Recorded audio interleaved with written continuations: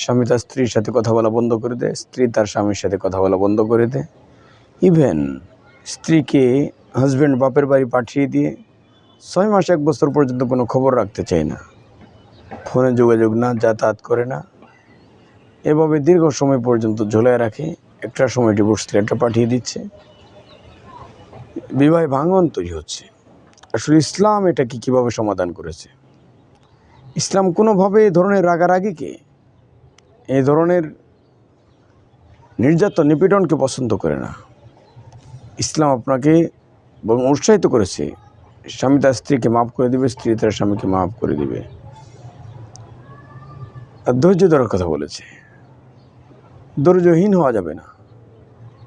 মানুষ তার ভুল ত্রুটি হতে পারে, কিন্তু তার মানে এই নয় যে ডিভোর্স করতে হবে, রাগারাগি করে বাপের বাড়ি পাঠিয়ে দিতে হবে, দীর্ঘ সময় পর্যন্ত যোগাযোগ রক্ষা করা যাবে না। ইসলাম এটাকে ঘৃণার চোখে দেখে। ইসলাম কি বলেছে? রাসূলুল্লাহ সাল্লাল্লাহু আলাইহি ওয়াসাল্লাম হাদিস শরীফের মাঝে বলেছেন, স্বামী এবং স্ত্রী ঝগড়া বিবাদ করে যদি সারাটা রাত্র একজন আরেকজনের সাথে কথা না বলে কাটিয়ে দেয়, যদি স্ত্রীর কারণে এই ঘটনাটা ঘটে, তাহলে এই স্ত্রীর উপরে আল্লাহ তাআলার পক্ষ থেকে অভিশাপ, লানত বর্ষিত হতে থাকে। তাহলে চিন্তা করেন যে সারাটা রাত আপনি যদি আপনার স্বামীর সাথে কথা না বলে শুয়ে থাকেন, রাগ করে, মন খারাপ করে শুয়ে থাকেন, অভিমান করে শুয়ে থাকেন, স্ত্রীর রাগ ভাঙানোর চেষ্টা করছেন না, স্ত্রীর সাথে কথা বলার চেষ্টা করছেন না, তাহলে হাদিসে রয়েছে যে সারাটা রাত আল্লাহ তাআলার পক্ষ থেকে আপনার উপরে অভিশাপ, লানত বর্ষিত হতে থাকে। একজন স্বামীকে স্ত্রীর মর্যাদা দিতে হবে, যেটা কোরআনে কারিমে আল্লাহ তাআলা বলেছেন, হুন্না লিবাসুল লাকুম ওয়া আনতুম লিবাসুল লাহুন। স্বামী তার স্ত্রীর জন্য পোশাক, স্ত্রী তার স্বামীর জন্য পোশাক। তাহলে পোশাকের উপরে রাগ করা তো যায় না, পোশাককে রাগ করে ছেড়া যায় না। পোশাকে কোনো দাগ লাগলে, কালিমা লাগলে, সেই দাগটা পরিষ্কার করার জন্য আপনি কত যত্ন করে সাফ করেন, সুন্দর করে ইস্ত্রি করেন কাপড়টাকে। তাহলে সেই আপনার স্ত্রীর কোনো দোষ থাকলে সেটাকে সংশোধনের জন্য আপ্রাণ চেষ্টা করতে হবে। নরম সুরে, উগ্র হয়ে, একেবারে মেরে রক্তাক্ত করে এভাবে শাসন হয় না। এটা আদর করে, আপনার কাপড়টাকে যেমন আপনি সুন্দর করে পরিষ্কার করেন, আপনার স্ত্রীর কোনো আচরণে ত্রুটি পরিলক্ষিত হলে, ভুল ত্রুটি পরিলক্ষিত হলে, আপনি সেটা এত সুন্দর করে ভালোবাসা দিয়ে, নম্রভাবে বলে বুঝিয়ে এটা সংশোধনের চেষ্টা করতে হবে। দূরে রাখাটাই কোনো সমাধান নয়, যোগাযোগ বিচ্ছিন্ন করাটা কোনো সমাধান নয়। আপনি জানেন না যে ফিউচার আপনার জন্য কি ওয়েট করছে। আপনার হাজব্যান্ড খারাপ হতে পারে, আপনার স্ত্রী খারাপ হতে পারে, আপনি এখান থেকে চলে গিয়ে আরেকটাতে চলে গেলেন, ওখানে তো খারাপ হওয়ার সম্ভাবনাও থাকতে পারে। যেটা আল্লাহ তাআলা আপনাকে দিয়েছেন, এটাকে সুন্দর করে, আদর যত্ন করে, ভালোবাসা দিয়ে, শাসন করে, বুঝিয়ে ঠিক করে নিতে হবে। 6 মাস 1 বছর পর্যন্ত কোনো কথাবার্তা নেই, ঝুলিয়েও রাখা হয়েছে, দুজনে পাপের পথে চলে যাচ্ছে, তাহলে কেমন হচ্ছে বলেন তো? এটা আল্লাহ তাআলা কোরআনে কারিমের মধ্যে বলেছেন। স্বামী স্ত্রী মনোমালিন্য তৈরি হলে দুজন একজন আরেকজনকে উপদেশ দিবে, বোঝাতে থাকবে।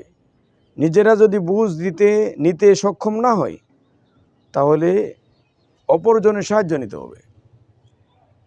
শ্বশুর শাশুড়ি হতে পারে, বাবা মা হতে পারে, বড় ভাই বড় বোন হতে পারে, একেবারে ক্লোজ রিলেটিভস যারা রয়েছে, তাদেরকে নিয়ে ঘরোয়া বৈঠকের মাধ্যমে এটা সমাধান হতে পারে।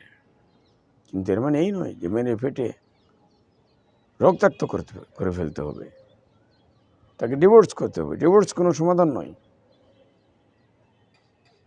ডিভোর্স, ইসলাম আপনাকে বলেছে, ডিভোর্স একটা নিকৃষ্টতম একটা হালাল কাজ। আপনি ওখানে যেতে চান কেন? আপনি তো একজন কাপুরুষ হয়ে যান। এই মহিলাটাকে আপনাকে বোঝাতে হবে, আদর যত্ন সোহাগ দিয়ে, কোরআন হাদিসের দৃষ্টিকোণ থেকে তাকে বোঝাতে হবে। ইসলামিক অনুশাসন মেনে চলার তাকে অভ্যাস তৈরি করতে হবে। দেখবেন যে আপনার সাথে মনোমালিন্য করে, রাগ করে সে থাকবে না। বরং রাসূলুল্লাহ সাল্লাল্লাহু আলাইহি ওয়াসাল্লাম যখন খাবার খাইতেন, স্বামী স্ত্রী একেবারে ক্লোজলি খাবারগুলো খেতেন। রাসূলুল্লাহ সাল্লাল্লাহু আলাইহি ওয়াসাল্লাম কোনো হাড্ডি অথবা কোনো মাছের কাঁটা, গোশতের হাড্ডি চিবিয়ে যখন রাখতেন, এটা আবার আম্মা জান আয়েশা রাদিয়াল্লাহু আনহা উনি আবার এটাকে খাওয়ার চেষ্টা করতেন।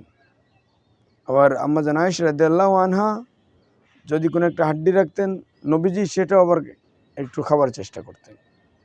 এগুলোর দ্বারা স্বামী স্ত্রীর মাঝে মিল মহব্বত তৈরি হয়, অন্যথায় ভাঙন তৈরি হয়, শয়তান আপনার পিছে লেগে থাকে। পেপার পত্রিকার খবরে দেখবেন যে এভেলেবেল এখন বিবাহ বিচ্ছেদ হচ্ছে। কেন হচ্ছে? স্বামী স্ত্রী একজন আরেকজনের প্রতি রেসপেক্ট নেই, রেসপেক্টেশন নেই, শ্রদ্ধাবোধ নেই। কেউ কাউকে শ্রদ্ধা করতে চায় না, শুধু শাসন করতে চায়। শাসনের অর্থ কি? রাগান্বিত হয়ে কথা বলাটাই শাসন? নো, তাকে সুন্দর করে বোঝানোটাও এক প্রকার শাসন।